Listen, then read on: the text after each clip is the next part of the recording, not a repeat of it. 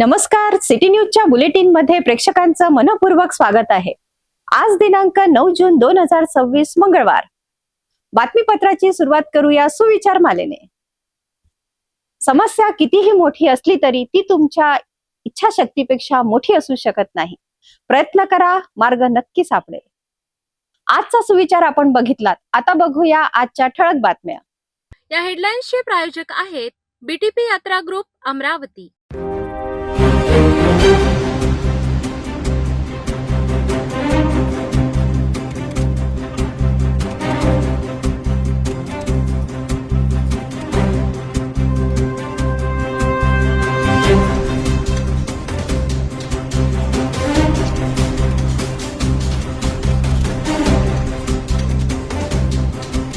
ठळक बातम्या बघितल्यात। आता घेऊया एक छोटासा ब्रेक नंतर बघूया सविस्तर बातम्या।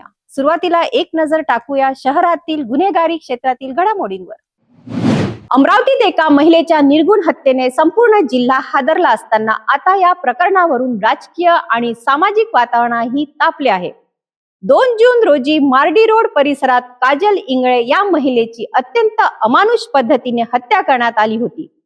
आरोपींनी पुरावे नष्ट करण्याच्या उद्देशाने मृतदेह जाळल्याचा आरोप आहे।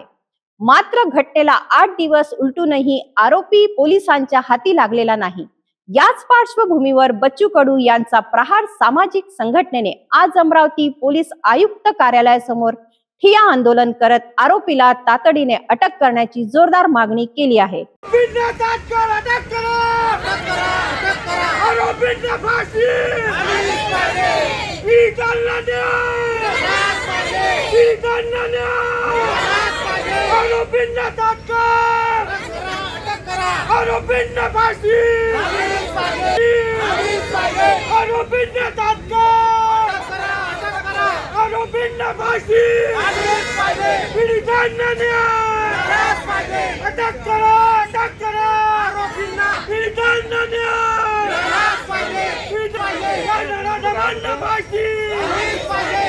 दोन जून रोजी अमरावतीच्या मार्डी रोड परिसरात घडलेल्या काजल इंगळे हत्याकांडाने संपूर्ण जिल्ह्याला हादरवून सोडले होते।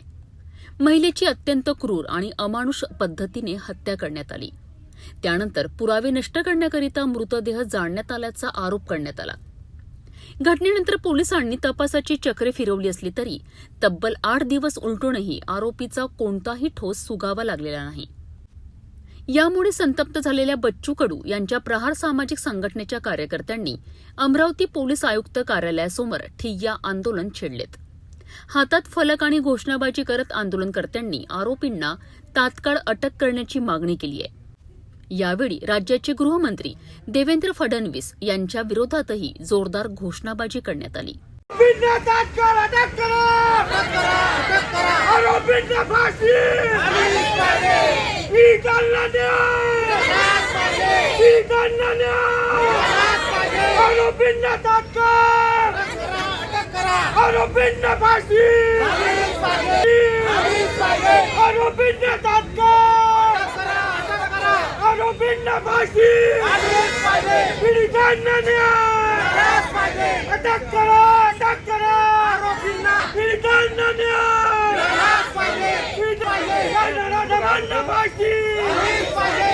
महिलांवरील वाढत्या अत्याचारांच्या घटनांबाबत सरकार आणि पोलीस प्रशासन अपयशी ठरत असल्याचा आरोप आंदोलनकर्त्यांनी केला आहे।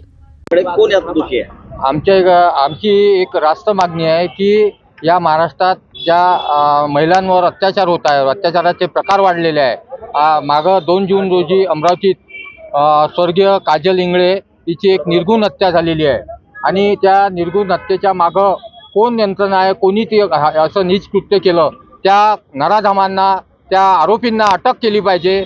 आज आम्ही बंटीभाऊ रामटेके यांच्या नेतृत्वामध्ये सर्व महिला भगिनी या महिलांना न्याय मिळाला पाहिजे, या महाराष्ट्रातील लेकीबाईला न्याय मिळाला पाहिजे यासाठी आग्रही आहोत। आम्ही जिथपर्यंत त्या आरोपींना अटक करत नाही तोपर्यंत आम्ही या ठिकाणी निदर्शनं करू, आंदोलन करू, शांततेच्या मार्गाने आम्ही या ठिकाणी बसलेलो आहोत। पण जर आम्ही येत्या 2 दिवसात त्या हत्येचा छळा लागला नाही तर आम्ही प्रहारच्या स्टाईलनं उग्र आंदोलन सुद्धा करू। काजल इंगळे प्रकरणातील आरोपींना तातडीने अटक करून फास्ट ट्रॅक न्यायालयात खटला चालवावा आणि कठोर शिक्षा द्यावी अशी मागणी करण्यात आली आहे। आंदोलनाची तीव्रता लक्षात घेता पोलीस आयुक्त कार्यालय परिसरात मोठा पोलीस बंदोबस्त तैनात करण्यात आला होता. या आंदोलन दरम्यान काही काळ परिसरात तणावाचे वातावरण निर्माण झाले होते. मात्र पोलिसांच्या उपस्थितीत आंदोलन शांततेत पार पडलेत. बाहेर तुम्ही आंदोलन करत आहे, काय नेमकी तुमची मागणी आहे, कशासाठी करत आहे? 2 जून या दिवशी अमरावती तपोवन या ठिकाणी अत्यंत घृणाकृत असा तिथे कांड केलेला आहे. त्याला कांड म्हटले जाते. एका मुलीला आमुष्य दाखवून अमरावती या ठिकाणी त्या मुलीला तिच्यावर अत्याचार करून तिला जाळण्याचा प्रयत्न केला, ताकी ते पुरावा त्यांना मिळाले नाही पाहिजे म्हणून. विश्रोळी या ठिकाणी तिचं साधारण घराणं आहे, एक सामान्य घराण्यातली ती मुलगी आहे. सर्वात मोठा प्रश्न की महिला असुरक्षित आहे, ह्या महाराष्ट्राच्या गृहमंत्रीला सर्वात मोठा प्रश्न आहे. कारण प्रकरण 2 जूनचं झालेलं आहे. का या प्रकरणाला आवाज का उठवला नाही, हा सर्वात मोठा प्रश्न. जर गरीबाची मुलगी जर असेल तर त्या मुलीला न्याय लवकरात लवकर मिळावा. इतक्या प्रकारे नीच कृतीचं प्रकरण केलं आणि अजूनही त्याची यंत्रणा पूर्णपणे पार पाडलेली नाही आहे. आम्ही आज या तपत्या उन्हामध्ये आमचे वरिष्ठ पदाधिकारी बंटी भाऊ आहे, छोटू भाऊ आहे, संपूर्ण पदाधिकारी आहे. आणि मी आज या व्हिडिओच्या माध्यमातून एकच सांगते, किती प्रकरण होत आहे, का बरं गृहमंत्र्याला जाग येत नाही आहे? तुम्ही सांगता महाराष्ट्र सुरक्षित आहे आणि या सर्व गोष्टी वारंवार होत आहे. आम्ही निषेध करतो. आम्ही सर्व महिला एकच विनंती करतो, ती लेकबाई आमची प्रत्येकाची आहे, तिला न्याय मिळालाच पाहिजे. आणि ज्या कोणी नालायकानं हे नीच कृत्य केलेलं आहे त्याला तुम्ही पकडा आणि त्याला फाशीची शिक्षा द्या. मला असं वाटतंय की कदाचित हे असं प्रकरण करणाऱ्याला जर फाशी जर दिली तर हे प्रकरण थांबू शकतं. तुम्ही का सांगत आहे की नेहमी की त्याचा न्याय निवाडा करणार, त्याला तुम्ही सुरक्षा प्रोटेक्शन देता?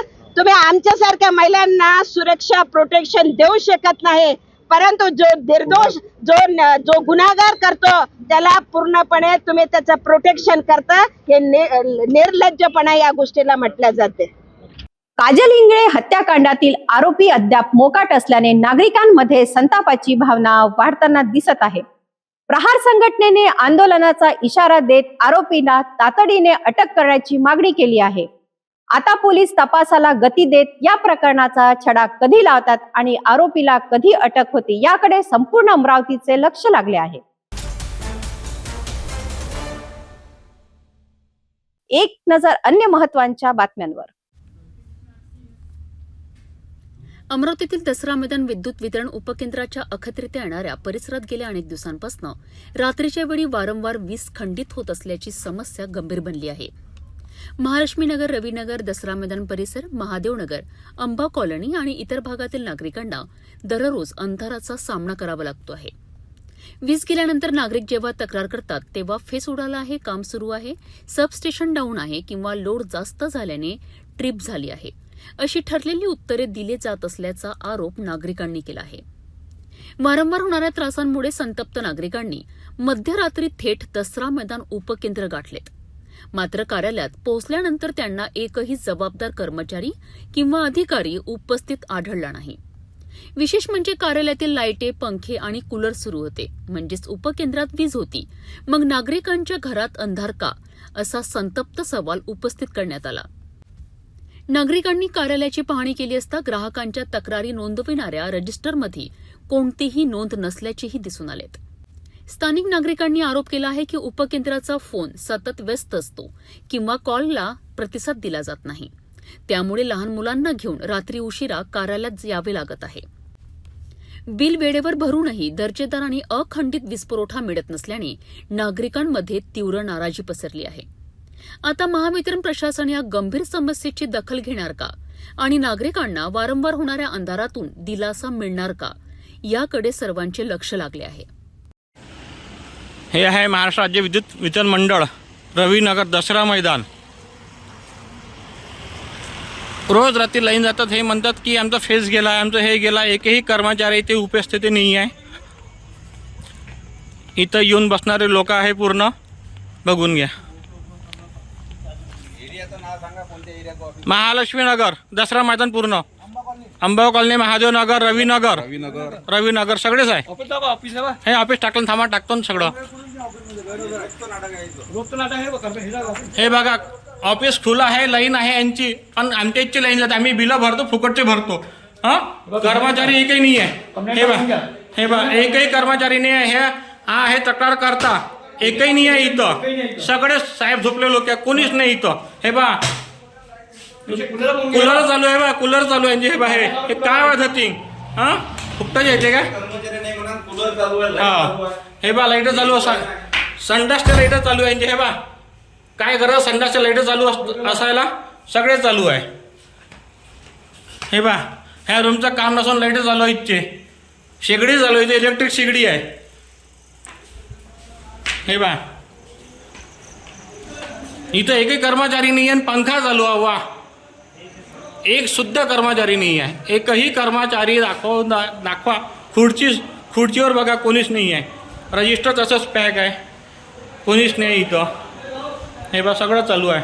आणि आता हे आहे सगळे ज्यांच्या गटली लाईन गेलेली आहे ते सगळे बा लहान पोरं सुद्धा आहे इथं येऊन बसलेले. दादा तुमचा काय विचार आहे याच्यात? नाही हे इथे एकही कर्मचारी राहत नाही आणि रोजच्या रोज लाईन जाते इथे. दादा तुमचं? दररोज त्रास आहे. दररोज लाईनचा रात्री 11 वाजले का दररोज त्रास आहे. रोज लाईन जाते. कर्मचारी दारू पिऊन जातात, कर्मचारी पळून जातात इथून.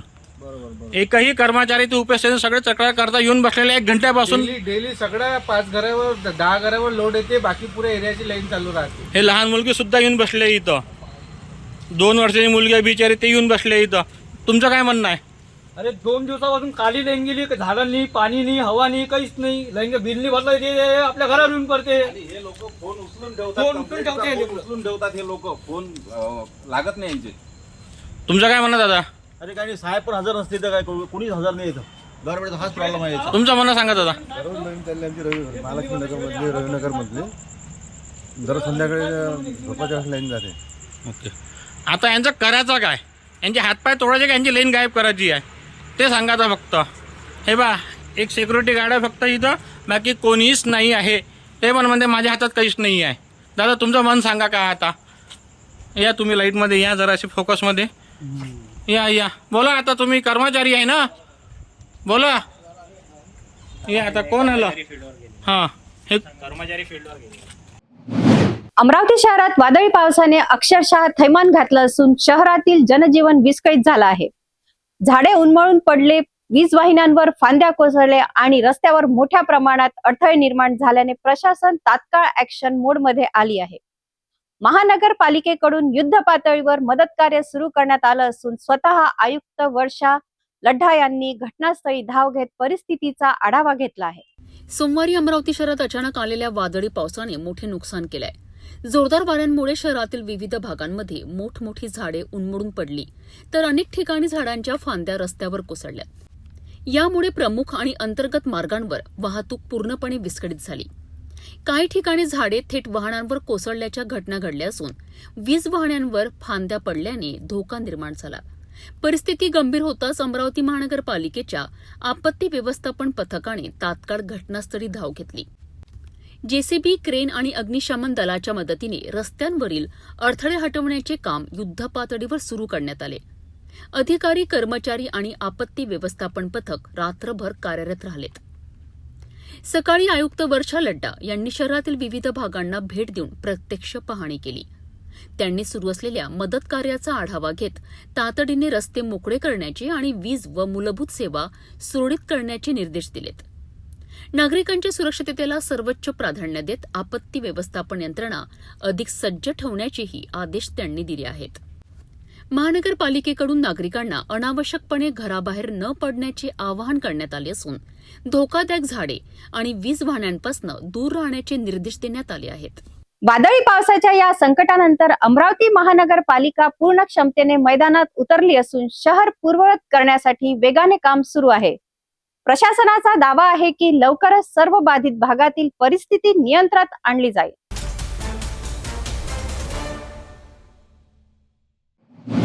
अमरावती शहरात वादळी पावसाने अक्षरशः थैमान घातलं असून शहरातील जनजीवन विस्कळीत झालं आहे.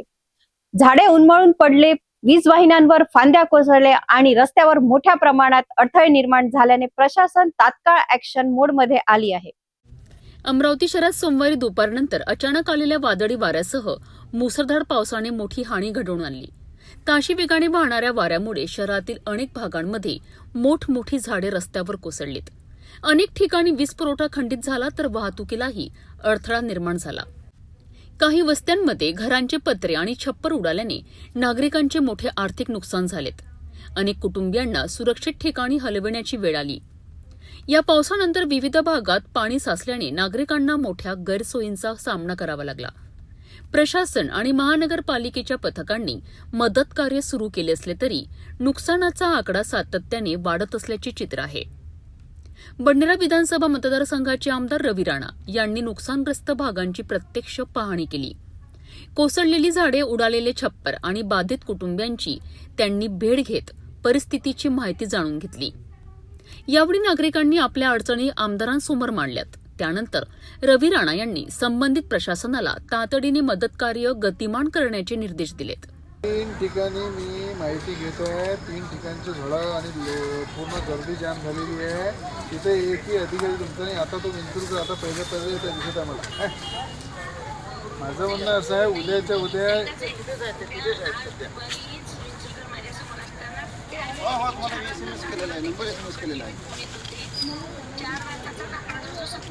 या विंचूरकर इकडे या. अरे इथे टीम लावा ना. इथं पूर्ण लाईन चालली गेली एरियामध्ये पूर्ण बोलवली. आता हे जर समजून घ्या, डीपी जर चालू झाली नाही तर लाईन कुठे येणार? बोलावली मी तिथून पूर्ण काढली टीम नवसारीवरून तिकडे बोलावली. एकच टीम आहे आपल्याला. नाही 4 टीम आहे. श्रीनगरमध्ये चालू आहे. बडनेर रोडवर आहे, सर्व्हिस प्लॉटमध्ये आहे, एकच सर्व्हिस प्लॉटमध्ये आहे, बडनेर रोडवर आहे. नाही याच्या संदर्भात मॅडम ऐकून घ्या. उद्याच्या उद्या तातडीची बैठक लावा. त्या बैठकीमध्ये मला आपत्कालीन यंत्रणा सज्ज लागल. कारण की याच्यामध्ये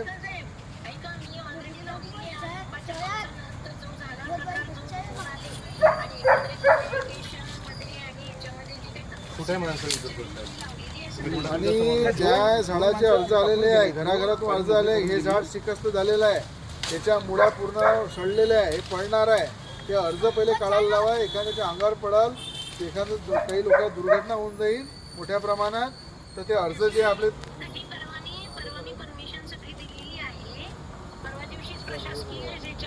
नाही किती त्याच्यामध्ये फुलफिल झाले, किती झाडावर कारवाया झाल्या. आणि हे जे यंत्रणा आहे ना, 8-10 यंत्रणा तयार करा. ते कंट्रोल मशीन जे आहे, ते टीम आहे, त्या हिशोबात झालं पाहिजे. तर काय प्रॉब्लेम सांगतो मी. इथं उपमहापौर सचिन मेंढे 1.5 घंटे उभे आहे. मी आता अर्ध्या आठवडा आलेला आहे. तर इथं अधिकारी आत्ता पोहोचत आहेत 3-4 घंट्यानंतर. तर ते झाड कधी उचलल, ते डीपी कधी दुरुस्त होईल, ते तार कधी जोडला जाईल, या परिसरातील लाईन कधी दुरुस्त होईल, हा प्रॉब्लेम आहे ना मोठा. मोतीनगरला ये पटकन. हे होणार आहे बाबा. मी तुम्हाला काय सांगतो, हे होणार आहे. आपल्या यंत्रणा ऍक्टिव्ह पाहिजे ना आपल्याला.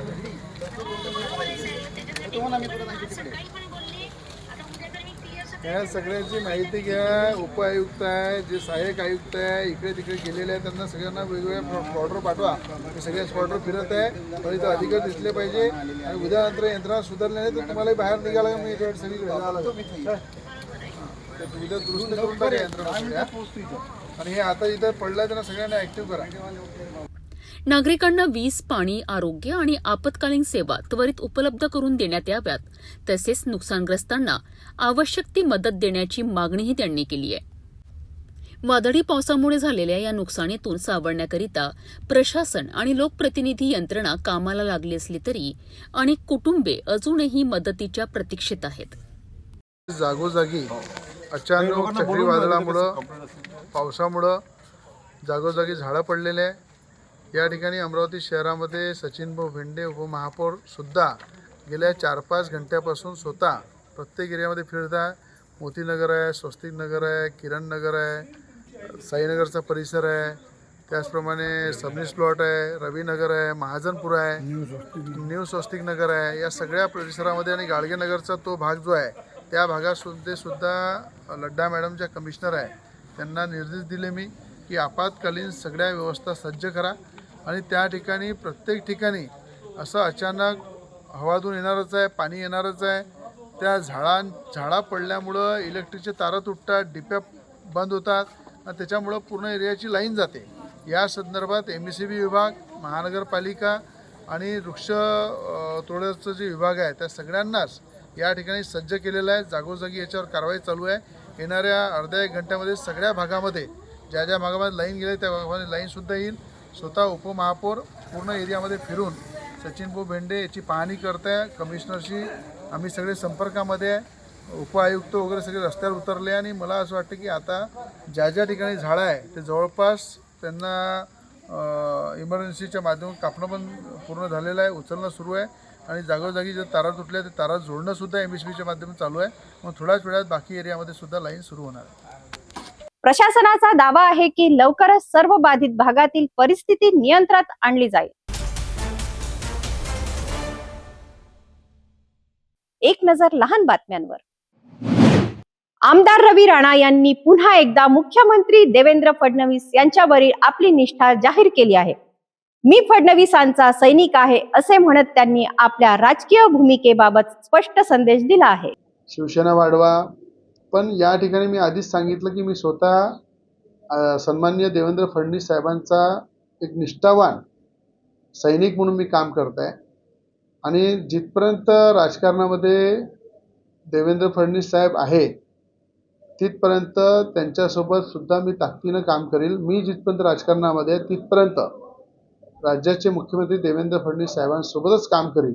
कुठल्याही पक्षामध्ये किंवा कुठल्याही आमिषापोटी इकडे तिकडे कधी जाणार नाही आणि मी माझा एक स्वतंत्र पक्ष आहे युवासेना पार्टी, त्या पक्षामध्ये राहूनच मी काम करणार आहे. एक देवेंद्र फडणवीस साहेबांचा एक कार्यकर्ता म्हणून ताकदीनं त्यांच्यासोबत गेल्या 15 वर्षापासून आहे आणि जिथपर्यंत राजकारणामध्ये आहे पूर्ण आयुष्यभर त्यांच्या नेतृत्वामध्येच मी काम करत राहील आणि माझा पक्ष, माझा कार्यकर्ता ही माझी ताकद आहे. त्या ताकदीच्या भरोशावर नेहमी जनतेची सेवा करत राहील. राजकीय चर्चांना पूर्ण विराम देत रवी राणा यांनी देवेंद्र फडणवीस यांच्या नेतृत्वावर विश्वास व्यक्त केला आहे. त्यामुळे भविष्यातील त्यांच्या राजकीय भूमिकेबाबतचा संभ्रम आता दूर झाल्याचे दिसत आहे.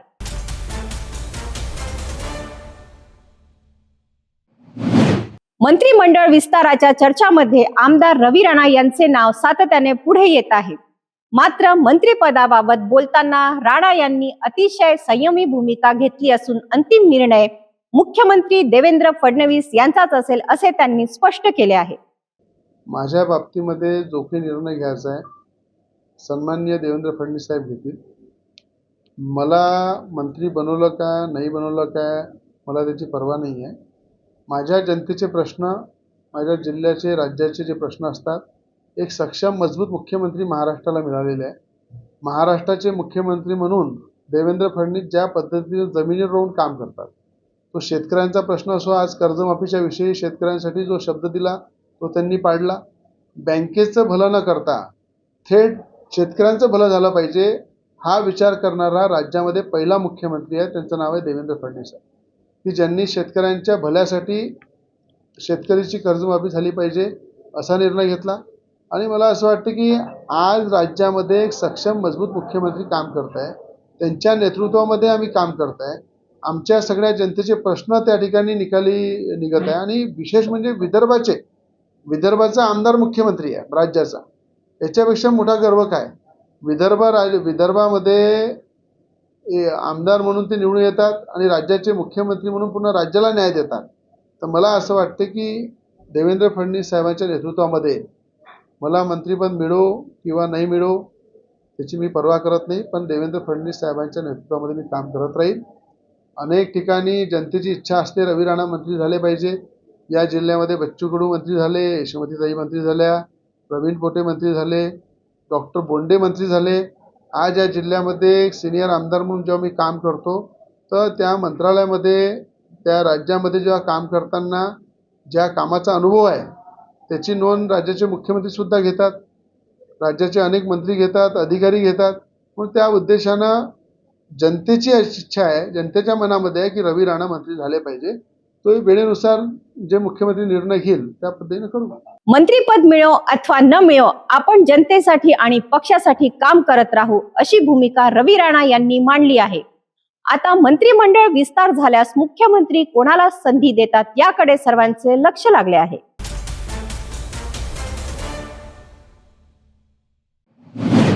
महाराष्ट्राच्या राजकारणात खळबळ उडवणारा खुलासा आमदार रवी राणा यांनी केला आहे. मुख्यमंत्री एकनाथ शिंदे यांनी अनेकदा शिवसेनेत येण्याची ऑफर दिली होती, असा दावा रवी राणा यांनी केला असून या वक्त्यामुळे नव्या चर्चांना उधाण आले आहे. राज्याचे उपमुख्यमंत्री एकनाथजी शिंदे साहेब यांनी अनेकदा मला विदर्भाच्या दृष्टिकोनातून, जिल्ह्याच्या दृष्टिकोनातून आणि त्यांच्या पक्षाच्या दृष्टिकोनातून सन्माननीय एकनाथजी शिंदे साहेबांनी मला अनेकदा ऑफर दिली. अनेकदा माझे त्यांचे संबंध चांगले आहे. अनेकदा त्यांनी सांगितलं की बुवा शिवसेनेमध्ये या, शिवसेनेमध्ये ताकदीनं काम करा. त्या अनेक राजकीय पक्षाच्या संधी येतात. अनेक राजकीय नेत्यांना असं वाटते आपल्या पक्षामध्ये चांगले लोक आले पाहिजे. पण मी एकनाथजी शिंदे साहेबांचे धन्यवाद मानेन की त्यांनी नेहमी आमच्याबद्दल चांगला विचार केला. बच्चू कडू यांनी सुद्धा काल जे वक्तव्य केलं की नवनीत राणा शिवसेनेमध्ये जर आल्या तर आमच्यासाठी एक चांगला नेता आम्हाला शिवसेनेमध्ये मिळेल. त्याबद्दल बच्चू कडू साहेबांची मी आभारच व्यक्त करतो की कुठल्याही नेत्यांनी आपला पक्ष वाढवण्यासाठी चांगल्या चेहऱ्याची, चांगल्या नेतृत्वाची जी गरज असते त्याबद्दल नेहमी प्रत्येक नेता विचार करते आमच्या पक्षामध्ये चांगला नेता आला पाहिजे, चांगला कार्यकर्ता आला पाहिजे. त्या विषयाने एकनाथजी शिंदे साहेबांनी विचार अनेकदा केला. सुमित्रा वहिनी पवार वहिनींनी सुद्धा विचार केला. बच्चू कडूंनी सुद्धा असा विचार केला. त्याबद्दल त्यांचे सगळ्यांचे आभार आहे. शिवसेनेत प्रवेशाची ऑफर मिळूनही आपण भाजपा सोबतच राहण्याचा निर्णय घेतल्याचे रवी राणा यांनी स्पष्ट केले आहे. त्यामुळे महायुतीतील राजकीय निष्ठा आणि अंतर्गत समीकरणांची चर्चा पुन्हा एकदा रंगली आहे.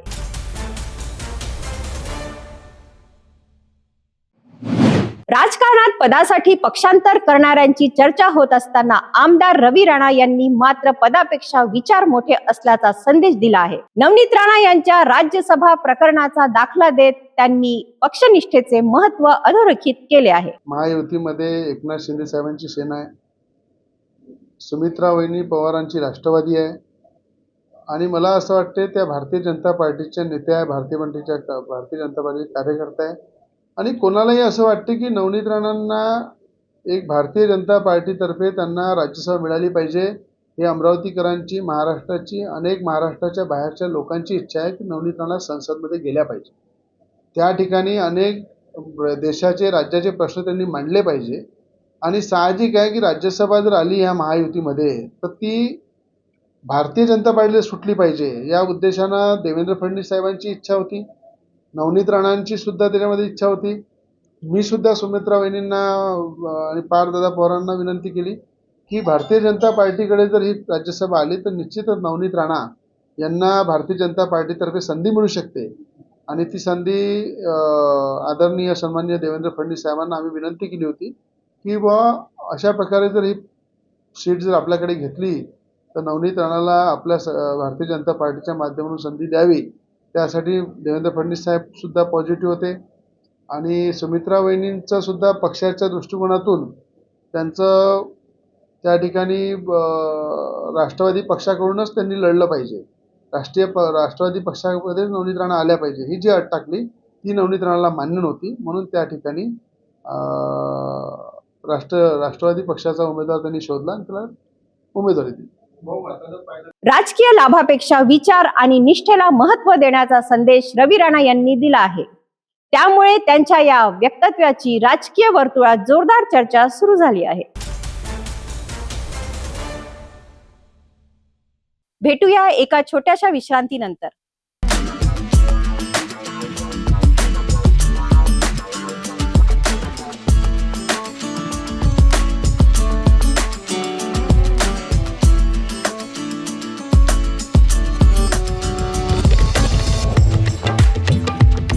विश्रांतीनंतर पुन्हा आपले स्वागत आहे. आता एक नजर महाराष्ट्रातील विस्तृत घडामोडींवर. महाराष्ट्राच्या विकासाची जीवनवाहिनी मानल्या जाणाऱ्या समृद्धी महामार्गावर आज पुन्हा एकदा भीषण अपघात झाला आहे. पुण्याहून नागपूरकडे जाणाऱ्या बाबा ट्रॅव्हल्सच्या लक्झरी बसने समोर चाललेल्या ट्रकला पाठीमागून जोरदार धडक दिली. या भीषण अपघातात तब्बल 25 प्रवासी जखमी झाले असून अनेकांची प्रकृती गंभीर असल्याची माहिती समोर येत आहे. मेहकर तालुक्यातील पिंपरी माळी गावाजवळ पहाटेच्या सुमारास घडलेल्या या दुर्घटनेने संपूर्ण परिसर हादरून गेला आहे. पाहूया आमचे प्रतिनिधी गजानन राऊत यांचा विशेष रिपोर्ट. पहाटे साधारण 3 वाजताच्या सुमारास पुण्याहून नागपूरकडे निघालेली बाबा ट्रॅव्हल्सची लक्झरी बस समृद्धी महामार्गावर वेगाने प्रवास करत होती. मेहकर तालुक्यातील पिंपरी माळी गावाजवळ पोहोचताच बसने समोर चाललेल्या ट्रकला पाठीमागून जोरदार धडक दिली आणि काही क्षणातच भीषण अपघात घडला. धडकेची तीव्रता इतकी मोठी होती की बसचा पुढील भाग पूर्णपणे चक्काचूर झाला. अनेक प्रवासी जागीच घाबरून गेले तर काही जण बसमध्ये अडकून पडले. या अपघातात सुमारे 25 प्रवासी जखमी झाले असून त्यापैकी अनेकांची प्रकृती गंभीर असल्याची माहिती समोर आली आहे. घटनेची माहिती मिळताच पोलीस प्रशासन, रुग्णवाहिका आणि आपत्कालीन बचाव पथके तातडीने घटनास्थळी दाखल झाली. बचाव पथकांनी युद्ध पातळीवर काम करत जखमी प्रवाशांना बसमधून बाहेर काढले आणि तातडीने मेहकर ग्रामीण रुग्णालयात उपचारासाठी दाखल केले. काही गंभीर जखमींना पुढील उपचारासाठी छत्रपती संभाजीनगर येथे रेफर करण्यात आले. या अपघातामुळे काही काळ समृद्धी महामार्गावरील वाहतूक विस्कळीत झाली होती. मात्र पोलिसांनी तात्काळ परिस्थिती नियंत्रणात आणत वाहतूक सुरळीत केली. दरम्यान चालकाची चूक, तांत्रिक बिघाड की अन्य काही कारणांमुळे हा अपघात झाला याचा तपास आता पोलिसांकडून सुरू करण्यात आला आहे. अपघातग्रस्त प्रवाशांच्या प्रतिक्रिया आणि घटनास्थळावरील ही दृश्ये समृद्धी महामार्गावरील सुरक्षेबाबत पुन्हा एकदा गंभीर प्रश्न उपस्थित करत आहे. 10-11 तर टोटल 22 रुग्ण आलेले आहेत तिथे. त्याच्यापैकी 11 पेशंट्सला आम्ही पाठवलेलं आहे. बाकी पेशंटचं इकडे उपचार चालू आहे. महिला पुरुष किती होते? महिला पुरुष आता आपल्याला बघावं लागेल किती आहे. मोस्टली याच्यामध्ये ॲडल्टच आहेत, 3च लहान बच्चू आहेत. तर ते तिन्ही बच्चू तिथं लहान मुलं जे आहेत ते स्टेबल आहेत. बरं. जास्त गंभीर मार आहे का काही? थोडाफार हो, सगळ्यांना मानक्याला मार लागलेला आहे. बऱ्यापैकी सगळे पेशंट तुमचे जे स्टेबल आहेत त्यांना थांबवलेले आहे, जे सिरियस आहेत त्यांना पाठवलेलं आहे. 22 पैकी 11 बाहेर पाठवले. 11 बाहेर पाठवले. समृद्धी महामार्गावर घडलेल्या या भीषण अपघातात अनेक कुटुंबावर संकट कोसळले आहे. सुदैवाने मोठी जीवितहानी टळली असली तरी जखमींवर उपचार सुरू असून त्यांच्या प्रकृतीवर डॉक्टरांचे लक्ष आहे.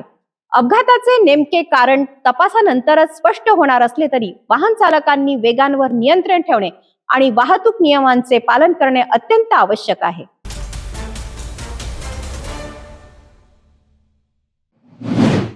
धारणी तालुक्यातील गोलखेडा येथील रहिवासी सुरेश छगन जांभेकर वय 34 वर्ष यांचा मृतदेह सारदाबडी रोडवरील बोबदो गावाजवळ आढळून आला आहे. घटनेची माहिती मिळताच परिसरातील नागरिकांनी घटनास्थळी मोठी गर्दी केली. मृतदेह आढळल्याची बातमी परिसरात वाऱ्यासारखी पसरताच नागरिकांमध्ये चिंतेचे आणि भीतीचे वातावरण निर्माण झाले आहे. प्राथमिक माहितीनुसार मृतदेह ज्या परिस्थितीत आढळून आला आहे त्यामुळे अनेक प्रश्न उपस्थित होत आहेत. या प्रकरणात अपघात झाला की अन्य काही कारण आहे याबाबत अद्याप कोणतीही अधिकृत माहिती समोर आलेली नाही. घटनेची माहिती मिळताच पोलिसांनी घटनास्थळी धाव घेत पंचनामा आणि आवश्यक तपास प्रक्रिया सुरू केली आहे. मृत्यूचे नेमके कारण समजण्यासाठी पोलीस विविध अंगांनी तपास करीत आहेत. तपास पूर्ण होईपर्यंत कोणत्याही निष्कर्षापर्यंत पोहोचणे योग्य ठरणार नसल्याचे पोलीस सूत्रांचे म्हणणे आहे. या घटनेमुळे कलमखार, गोलखेडा आणि आसपासच्या परिसरात हळहळ व्यक्त केली जात आहे. मृत्यूमागील नेमके कारण तपासानंतर स्पष्ट होणार असून पोलिसांचा पुढील तपास सुरू आहे.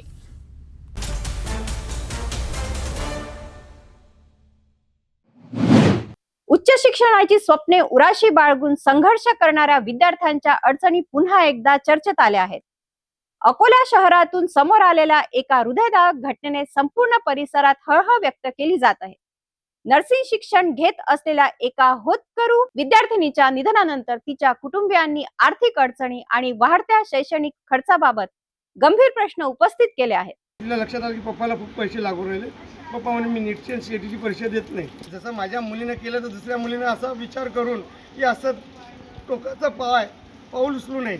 अकोला शहरातील भूमिका घबडगाव ही द्वितीय वर्षाची GNM नर्सिंगची विद्यार्थिनी होती. अत्यंत प्रतिकूल परिस्थितीतही शिक्षणाच्या जोरावर भविष्य घडवण्याचे स्वप्न तिने पाहिले होते. भूमिकाचे वडील चौकीदार म्हणून काम करतात तर आई धुणी भांडी करून कुटुंबाचा उदरनिर्वाह करते. घरची परिस्थिती हलाखीची असतानाही मुलीचे शिक्षण पूर्ण व्हावेत याकरिता आई वडील अहोरात्र मेहनत घेत होते. कुटुंबियांच्या माहितीनुसार भूमिकाने नीटची परीक्षा दिली होती आणि पुढे डॉक्टर होण्याचे स्वप्न तिच्या डोळ्यात होते. मात्र आर्थिक परिस्थितीमुळे तिने नर्सिंग शिक्षणाचा मार्ग स्वीकारला. दरम्यान शिक्षणाकरिता लागणाऱ्या वाढत्या खर्चांमुळे ती चिंतेत असल्याचा दावा तिच्या कुटुंबियांनी केला आहे. आपल्या शिक्षणाचा आणि कुटुंबांवरील आर्थिक भार याची तिला सतत जाणीव होती, असेही तिच्या वडिलांचे म्हणणे आहे. या घटनेनंतर परिसरात शोककळा पसरली असून गरीब आणि होतकरू विद्यार्थ्यांच्या शिक्षणाचा वाढता खर्च हा पुन्हा एकदा चर्चेचा विषय ठरला आहे. शिक्षण हे प्रत्येकाची मूलभूत स्वप्न असताना आर्थिक अडचणी विद्यार्थ्यांसमोर किती मोठे आव्हान निर्माण करतात याची ही घटना वेदनादायी आठवण करून देते. चालू करू का? हो. नमस्कार. माझी मुलगी भूमिका श्याम धबळगाव, तिला नीटची परीक्षा खूप आवड होती. नीटची परीक्षा ती 24-25ला परीक्षा देताना ती उत्तीर्ण नव्हती झाली तर रिपीट करतो म्हणे. मी रिपीटचे फॉर्म भरले, नीटचे म्हणजे रिपीटसाठी फॉर्म भरले, नीटचे आणि CATचे. पण ती म्हणे मग नंतर तिला लक्षात आलं की पप्पाला खूप पैसे लागू राहिले. पप्पा म्हणे मी नीटची आणि CATची परीक्षा देत नाही, म्हणे मी NM करतो. तर NMच्या जागी मी म्हटलं तिला हे दिलं की बाबा तू GNM कर. तर GNM करायला ती तयार झाली. मग मी समर्थ पब्लिक स्कूलमध्ये जाऊन ॲडमिशनच्याबद्दल विचारलं. त्यानं मला सुरुवातीला 10,000 रुपये सांगितले या ॲडमिशनच्या अगोदर.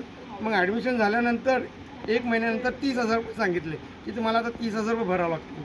मग 30,000 रुपयानंतर माझा मुलगा गेला फी भरायला 1,000 रुपये. त्याच्यानंतर त्या मॅडमने सांगितलं तर तुम्हाला 47 भरावं लागतील. 47 भरल्यानंतर मग आता माझ्या मुलीला शिकायची इच्छा नव्हती. तिथं काय म्हणजे तिची काय इच्छा होती काय समजलं नाही मला. की तिला वाटलं माझ्या पप्पाजवळ पैसे एवढे नाहीत, माझे भाऊ 12वी 10वी, त्याच्यामुळे तिने ते माघार घेतलं की पप्पा आता मी म्हणजे मम्मीला सांगितलं की मी शिकत नाही. मग तिच्या मम्मीने मला सांगितलं, मग मी दिदीला सांगितलं तुला शिकायचं शिक, नाही शिकायचं नको शिकू. मग तिच्या मम्मीला कॉल करायला लावला मॅडमला.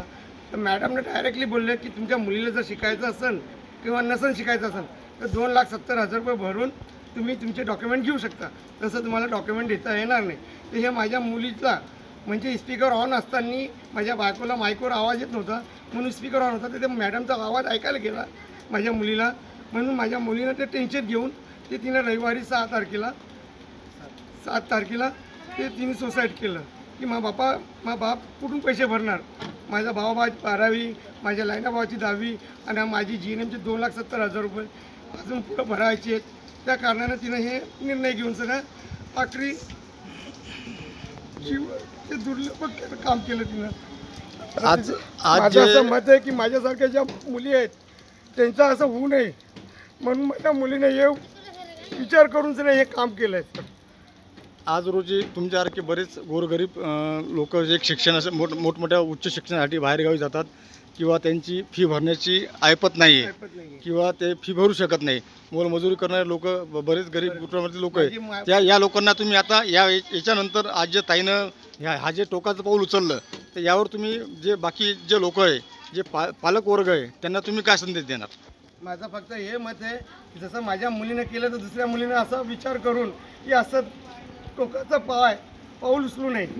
फक्त ह्या मास्टर लोकांनी त्यांना हेल्प करावे की बाबा तुझ्याकडून एवढी फी होत नाही, तुझ्या माबापाकडून तुझं शिक्षण करायचं आहे तर आम्ही तुला मदत करू, हे त्यांचा विचार चालायला पाहिजे सर.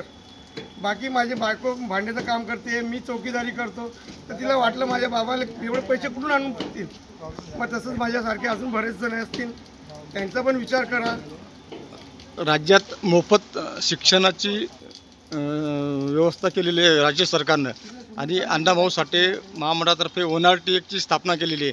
ONRTमधून उच्च शिक्षणासाठी बाहेर परदेशात किंवा मोठ्या ठिकाणी जे विद्यार्थी येतं समजा आपले त्यासाठी आपण काय मागणी करणार आहे? त्यांच्यासाठी त्यांनी मला सुरुवातीला सांगितलं होतं की तुम्हाला स्कॉलरशिप मिळणार. ज्यावेळेस शेवटला त्याने माझ्या मुलीचं शेवटचं होतं त्यावेळेस त्यांना ऐकायच्या वेळेस माझ्या मुलीच्या त्यावेळेस मला तुम्हाला स्कॉलरशिप मिळणार नाही म्हणून माझ्या मुलीनं ते टेन्शन घेतलं. कारण की अगोदर टेन्शन हे नव्हतं की बाबा माझी स्कॉलरशिप मिळणार माझ्या बाबाला, माझं शिक्षण होणार. पण नंतर या मॅडमनी मला असं फोनवर सांगितलं माझ्या लक्ष्मीला की स्कॉलरशिप मिळणार नाही तुम्हाला, ते आम्हालाच घ्यावं लागेल पैसे. तर माझ्या मुलीला वाटलं माझे बाबा कुठून पैसे पडतील एवढे, त्या कारणाने हे टोकाचा पाऊल उचलला तिने.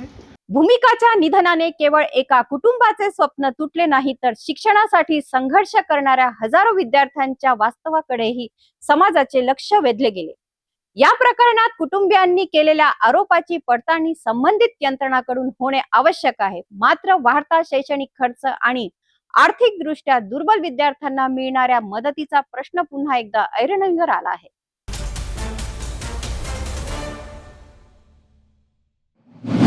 नागपुरात अवैध ऑनलाईन लॉटरी आणि सट्टेबाजी विरोधात गुन्हे शाखेच्या युनिट 3 ने मोठी कारवाई केली आहे. शांतीनगर पोलीस ठाण्याच्या हद्दीतील लालगंज परिसरात छापा टाकून पोलिसांनी लाखो रुपयाचा मुद्देमाल जप्त केला. या कारवाईत 2 आरोपींना ताब्यात घेण्यात आले असून एक आरोपी फरार असल्याची माहिती समोर आली आहे. नागपूर शहर गुन्हे शाखेच्या युनिट 3च्या पथकाला शांतीनगर पोलीस ठाण्याच्या हद्दीत अवैध ऑनलाईन लॉटरी सुरू असल्याची माहिती मिळाली होती. या माहितीच्या आधारे पोलिसांनी लालगंज येथील चकना चौक परिसरात छापा टाकला. कारवाई दरम्यान काही व्यक्ती शासन बंदित ऑनलाईन लॉटरी आणि सट्टेबाजीचा व्यवसाय चालवत असल्याचे पोलिसांना आढळून आलेत. या प्रकरणात पोलिसांनी 2 आरोपींना ताब्यात घेतले असून आणखी एका आरोपीचा शोध सुरू आहे. कारवाई दरम्यान 4 संगणक, 4 CPU, 7 gaming machine, 2 sleep machine, mobile phone, router तसेच इतर साहित्य जप्त करण्यात आलेत. याशिवाय रोख रक्कमही पोलिसांनी जप्त केली असून एकूण जवळपास 2,93,740 रुपयांचा मुद्देमाल हस्तगत करण्यात आला आहे.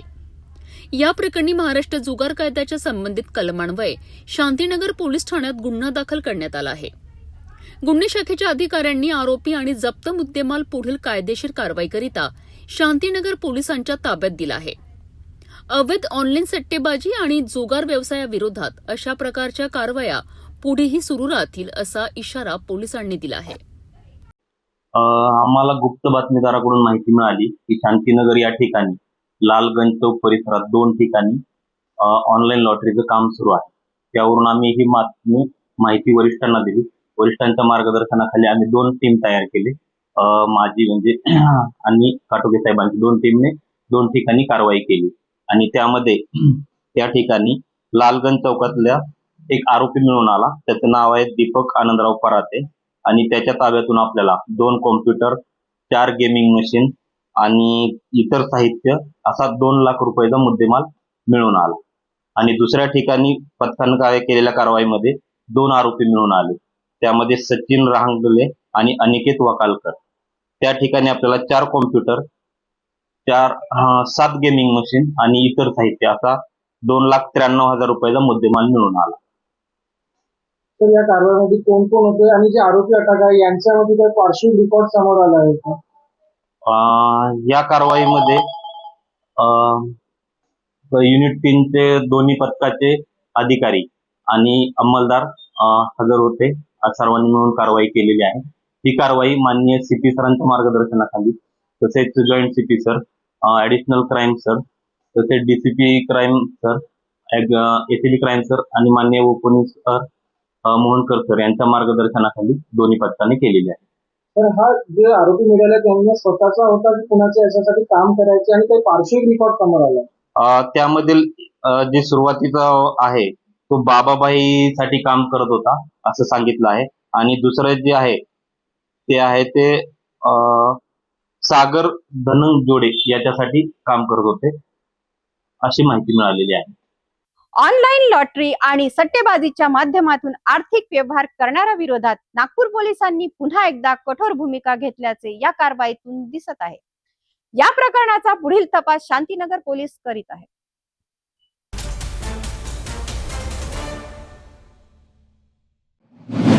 सोशल मीडियावर आलेली एक अनोळखी फाईल एका क्लिकने डाउनलोड केली आणि काही क्षणातच बँक खात्यातील आयुष्यभराची कमाई गायब झाली.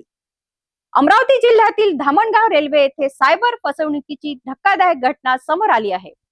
फेसबुक वरून आलेली एक संशयास्पद फाईल डाउनलोड करणे एका तरुणाला चांगलेच महागात पडले असून त्याच्या विविध बँक खात्यांमधून तब्बल 2,88,000 रुपये परस्पर काढून घेण्यात आले. नेमकं काय घडलं, कसा रचला गेला हा सायबर सापळा आणि पोलिसांनी नागरिकांना कोणता इशारा दिला आहे? धामणगाव रेल्वे परिसरात वास्तव्यात असलेले सावंत गणपतराव लांडे हे खासगी नोकरी करतात. माहितीनुसार त्यांच्या फेसबुक फाईल मॅनेजरवर एका अनोळखी व्यक्तीकडून फाईल प्राप्त झाली होती. सदर फाईल डाउनलोड केल्यानंतर त्यांच्या मोबाईलमध्ये काही तांत्रिक बदल झाल्याचे त्यांच्या लक्षात आले. दरम्यान अज्ञात सायबर गुन्हेगारांनी त्यांच्या विविध बँक खात्यांमध्ये प्रवेश मिळवत ऑनलाईन व्यवहार सुरू केले. फिर्यादी यांना काही करण्याच्या आतच त्यांच्या खात्यामधून एकूण 2,88,000 रुपयांची रक्कम परस्पर काढून घेण्यात आली. फसवणुकीची बाब लक्षात येताच सावंत लांडे यांनी दत्तापूर पोलीस ठाणे गाठून तक्रार दाखल केली. तक्रारीच्या आधारे पोलिसांनी अज्ञात सायबर आरोपींविरुद्ध भारतीय न्याय संहिता तसेच माहिती तंत्रज्ञान कायद्यातील संबंधित कलमान्वये गुन्हा दाखल केला आहे. या घटनेमुळे परिसरात खळबळ उडाली असून सोशल मीडियावरील अनोळखी फाईल्स आणि लिंक किती धोकादायक ठरू शकतात याचे हे आणखीन एक गंभीर उदाहरण मानले जात आहे. पोलिसांनी नागरिकांना फेसबुक, व्हॉट्सअप किंवा इतर सोशल मीडिया प्लॅटफॉर्मवरून येणाऱ्या संशयास्पद फाईल किंवा ॲप्स डाउनलोड न करण्याचे आवाहन केले आहे. तसेच कोणतीही संशयास्पद घटना घडल्यास तात्काळ सायबर हेल्पलाईन 1930 वर संपर्क साधण्याचे आवाहन करण्यात आले आहे. तर एका क्लिकची चूक लाखोचे नुकसान करू शकते हे या घटनेतून पुन्हा एकदा स्पष्ट झाले आहे. सायबर गुन्हेगार आता नवीन पद्धती वापरून नागरिकांना लक्ष्य करत आहेत. त्यामुळे कोणतीही अनोळखी फाईल डाउनलोड करण्यापूर्वी तिची खातरजमा करणे अत्यंत आवश्यक आहे. लक्षात ठेवा, अनोळखी लिंकवर क्लिक करू नका, संशयास्पद फाईल डाउनलोड करू नका आणि बँकिंग संबंधित माहिती कोणासोबतही शेअर करू नका. सावध रहा, सुरक्षित रहा.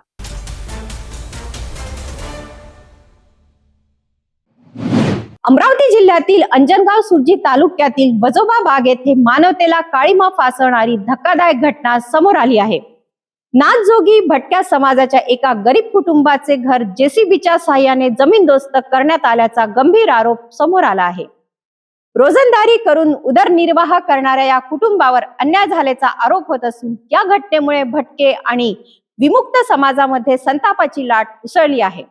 या प्रकरणाची माहिती मिळताच भटके विमुक्त कल्याणकारी परिषद विदर्भ प्रांताचे पदाधिकारी घटनास्थळी दाखल झाले. नेमके काय घडले आणि कोणावर होत आहेत ही आता कारवाई मागणी करत आहे. 9 जून रोजी अमरावती जिल्ह्यातील अंजनगाव सुरजी तालुक्यातील वजोताबाग येथे नाथजोगी भटक्या समाजाच्या एका कुटुंबियांचे घर जेसीबीच्या साहाय्याने पाडण्यात आल्याची घटना समोर आली आहे. या घटनेमुळे संबंधित कुटुंब उघड्यावर आले असून त्यांच्या निवाऱ्याचा प्रश्न निर्माण झाला आहे. रोजंदारी करून आपल्या कुटुंबियांचा उदरनिर्वाह करणाऱ्या या कुटुंबावर अन्याय झाल्याचा आरोप स्थानिकांनी आणि सामाजिक संघटनांनी केला आहे. घटनेची माहिती मिळताच भटके विमुक्त कल्याणकारी परिषद विदर्भ प्रांताचे पदाधिकारी तातडीने घटनास्थळी पोहोचलेत आणि संपूर्ण घटनेची पाहणी केली. यावेळी डॉक्टर रोहित मांडेवार, विदर्भ प्रांत संपर्क प्रमुख तसेच प्रवीण जगताप, नागपूर विभाग संयोजक यांनी संबंधित अधिकाऱ्यांशी चर्चा करून पीडित कुटुंबियांना न्याय देण्याची मागणी केली आहे. गावातील ग्रामपंचायत सचिव आणि संबंधित पोलीस उपनिरीक्षक यांच्याशी चर्चा करत दोषींवर कठोर कारवाई करण्यात यावी तसेच पीडित कुटुंबाला तातडीने मदत मिळावी अशी मागणी करण्यात आली. भटक्या आणि विमुक्त समाजाच्या हक्कांवर गदा आणणाऱ्या अशा घटनांना आळा बसणे आवश्यक असल्याचे मत संघटनेच्या पदाधिकाऱ्यांनी केले आहे. या घटनेमुळे प्रशासनाची भूमिका काय राहणार, पीडित कुटुंबाला न्याय मिळणार का आणि दोषींवर नेमकी कोणती कारवाई होणार याकडे आता सर्वांचे लक्ष लागले आहे. वजोबा बाग येथील या घटनेने अनेक गंभीर प्रश्न उपस्थित केले आहेत. गरीब आणि वंचित समाजातील कुटुंबावर होणाऱ्या कथित अन्यायाला जबाबदार कोण आणि अशा कुटुंबियांना न्याय कधी मिळणार हा मोठा प्रश्न आहे. प्रशासनाने या प्रकरणाची निष्पक्ष चौकशी करून सत्य समोर आणावे आणि दोषींवर कठोर कारवाई करावी अशी मागणी जोर धरत आहे.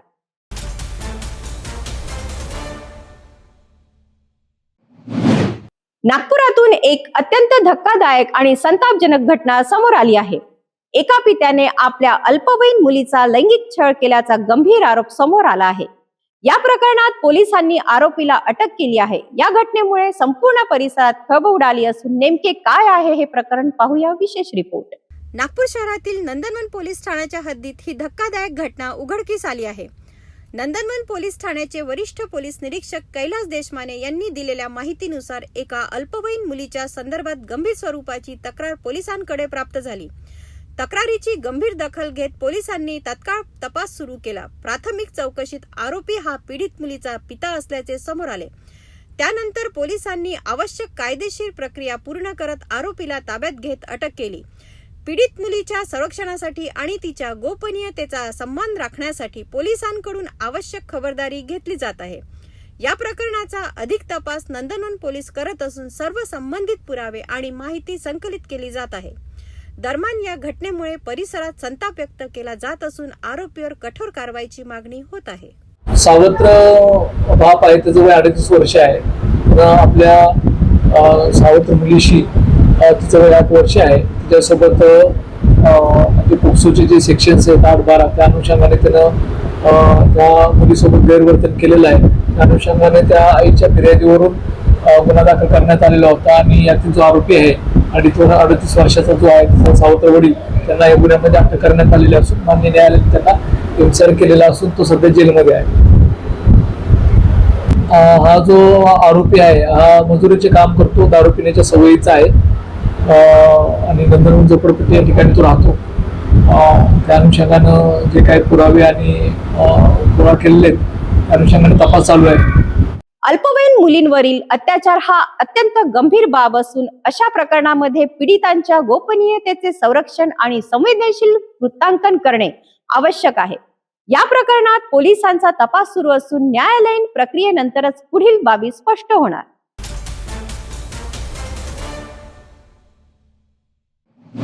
सावनेर तालुक्यातून एक महत्त्वाची बातमी समोर येत आहे. सावनेर पोलीस स्टेशन हद्दीत एका व्यक्तीचा सडलेल्या अवस्थेतील मृतदेह आढळून आल्याने परिसरात एकच खळबळ उडाली.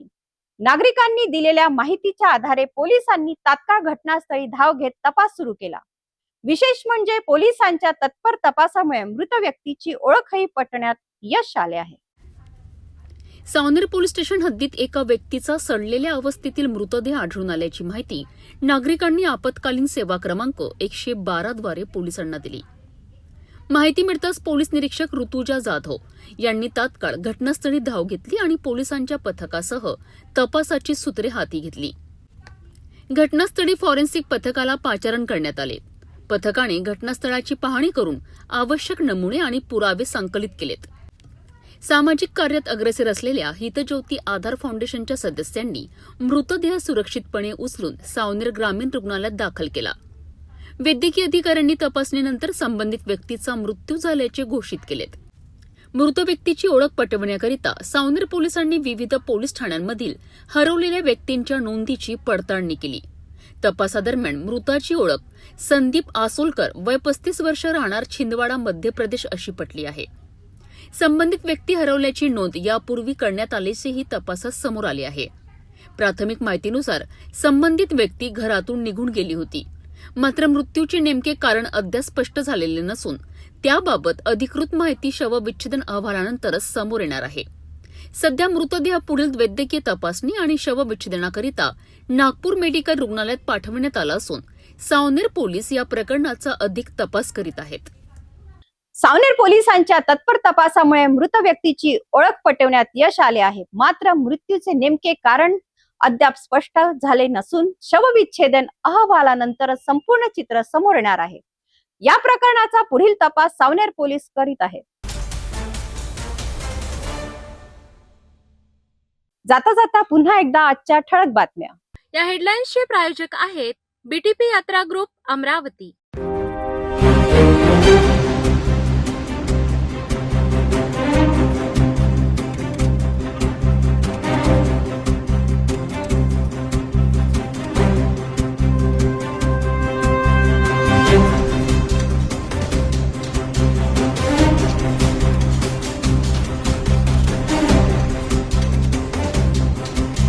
आपण आता सिटी न्यूज चॅनल आपल्या टीव्हीवर सुद्धा बघू शकता. यामध्ये आता अमरावती जिल्ह्यानंतर विदर्भ आणि महाराष्ट्राचे दर्शक घरबसत्या आपल्या केबल टीव्हीवर सिटी न्यूजच्या बातम्या बघू शकतील.